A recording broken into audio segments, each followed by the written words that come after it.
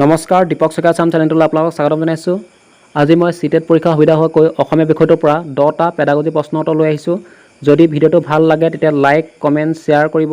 যদি চেনেলটোলৈ পোনপ্ৰথমবাৰৰ বাবে আহিছে তেতিয়া ছাবস্ক্ৰাইব কৰি কাষতে থকা বেল আইকনটো ছিলেক্ট কৰি নটিফিকেশ্যনটো অল কৰি থ'ব, যাতে মই দিয়া প্ৰতিটো ভিডিঅ' আপোনালোকে লগে লগে পাই যায়। ঠিক আছে, ভিডিঅ'টো আৰম্ভ কৰোঁ। প্ৰশ্ন নং 1, সমল হিচাপে বহুভাষিকতাৰ অৰ্থ হৈছে অপশ্যন ক পাঠ্য তালিকা অতিক্ৰমী ভাষা শিকোৱা, অপশ্যন খ শিকাৰু ভাষাবোৰ কৌশল হিচাপে ব্যৱহাৰ কৰা, অপশ্যন গ কেইবাটাও ভাষা শিকা, অপশ্যন ঘ শিশুৰ ভাষাটোত প্ৰতিটো শব্দৰে সমাৰ্থসূচক শব্দ শিকোৱা। এই প্ৰশ্নটোৰ শুদ্ধ উত্তৰ হ'ল অপশ্যন খ শিকাৰুৰ ভাষাবোৰ কৌশল হিচাপে ব্যৱহাৰ কৰা।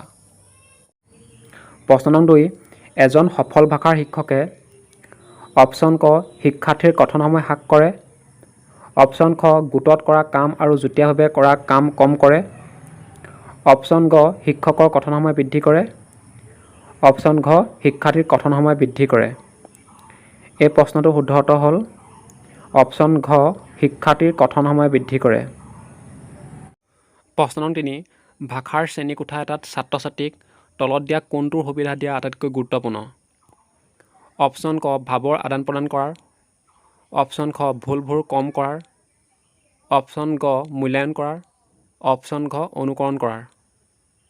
এই প্ৰশ্নটোৰ শুদ্ধ উত্তৰ হ'ল অপশ্যন ক ভাৱৰ আদান প্ৰদান কৰাৰ। প্ৰশ্ন নং 4, ভাষা সক্ষমতা বা কুশলতাৰ কাৰণে তলত উল্লেখ কৰা কোনটো আটাইতকৈ গুৰুত্বপূৰ্ণ? অপশ্যন ক সঠিকতা আৰু অনৰ্গলতা বৃদ্ধি কৰা, অপশ্যন খ কম দামী অথবা বিনামূলীয়া শিক্ষণ সামগ্ৰী ব্যৱহাৰ কৰা, অপশ্যন গ শুদ্ধ উচ্চাৰণৰ সৈতে পঢ়া, অপশ্যন ঘ পাঠ্যপুথিৰ পাঠবোৰৰ শেষত দিয়া পাঠ অনুশীলনবোৰ কৰা। এই প্ৰশ্নটোৰ শুদ্ধ উত্তৰ হ'ল অপশ্যন ক সঠিকতা আৰু অনৰ্গলতা বৃদ্ধি কৰা। প্ৰশ্ন নং 5, সামাজিক আদান প্ৰদানৰ ধাৰণাটো নিম্নোক্ত কোনজনৰ সৈতে সম্পৰ্কিত? অপশ্যন ক লেভ ভাগোটস্কি, অপশ্যন খ কোলবাক, অপশ্যন গ পাণিনি, অপশ্যন ঘ স্কিনাৰ। এই প্ৰশ্নটোৰ শুদ্ধ উত্তৰ হ'ল অপশ্যন ক লেভ ভাগোটস্কি। প্ৰশ্ন নং 6, কেনেধৰণৰ পৰিৱেশত শিশুৱে স্বাভাৱিকতে ভাষা আহৰণ কৰে? অপশ্যন ক বিশেষ বৈদ্যুতিক আৰু ছপা মাধ্যমৰ পৰিৱেশত, অপশ্যন খ ভাষা এটাৰ গঠন শিকালে, অপশ্যন গ এটা সময়ত কেৱল এটা ভাষাৰ সৈতে শিশুটোক পৰিচয় কৰালে, অপশ্যন ঘ আশপাশৰ নিকট পৰিৱেশৰ এটাতকৈ অধিক পৰিৱেশৰ সৈতে শিশুটোক পৰিচয় কৰালে। এই প্ৰশ্নটোৰ শুদ্ধ উত্তৰ হ'ল অপশ্যন ঘ আশপাশৰ নিকট পৰিৱেশৰ এটাতকৈ অধিক পৰিৱেশৰ সৈতে শিশুটোক পৰিচয় কৰালে।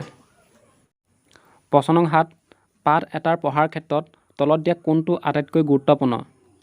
অপশ্যন ক লিখিত পাঠটোত অৰ্থ বুজি পোৱা, অপশ্যন খ শুদ্ধ উচ্চাৰণৰ সৈতে পাঠটো ডাঙৰকৈ পঢ়া, অপশ্যন গ পাঠটোত থকা প্ৰতিটো শব্দ পঢ়া, অপশ্যন ঘ জ্যোতিচিহ্নবোৰত মনোযোগ দিয়া।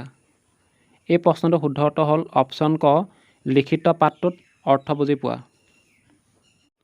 প্ৰশ্ন নং 8, তলত উল্লেখ কৰা কোনটো ভাষা শিক্ষণৰ উদ্দেশ্য নহয়? অপশ্যন ক শুনাখিনি বুজি পোৱা হোৱা, অপশ্যন খ যুক্তিসংগত লিখনৰ বিকাশ, অপশ্যন গ বোধগম্য হোৱাকৈ পঢ়িব পৰা হোৱা, অপশ্যন ঘ গুৰুত্বৰ সৈতে বা কষ্ট কৰি ধাৰণাৰ প্ৰকাশ। এই প্ৰশ্নটোৰ শুদ্ধ উত্তৰ হ'ল অপশ্যন ঘ গুৰুত্বৰ সৈতে বা কষ্ট কৰি ধাৰণাৰ প্ৰকাশ। প্ৰশ্ন নং 9, ভাষা এটা শিকাৰ ক্ষেত্ৰত নিম্নলিখিত কোনটো গুৰুত্বপূৰ্ণ নহয়? অপশ্যন ক শিকাৰ প্ৰতি আগ্ৰহ, অপশ্যন খ অনুবাদ, অপশ্যন গ প্ৰেৰণা, অপশ্যন ঘ আত্মবিশ্বাস। এই প্ৰশ্নটোৰ শুদ্ধ উত্তৰ হ'ল অপশ্যন খ অনুবাদ। প্ৰশ্ন নং 10, শিশুৰ ভাষা আহৰণৰ প্ৰক্ৰিয়াটোত গুৰুত্বপূৰ্ণ ভূমিকা পালন কৰে। অপশ্যন ক বিদ্যালয়ে, অপশ্যন খ গণমাধ্যম, অপশ্যন গ শিক্ষকে, অপশ্যন ঘ পৰিয়ালে।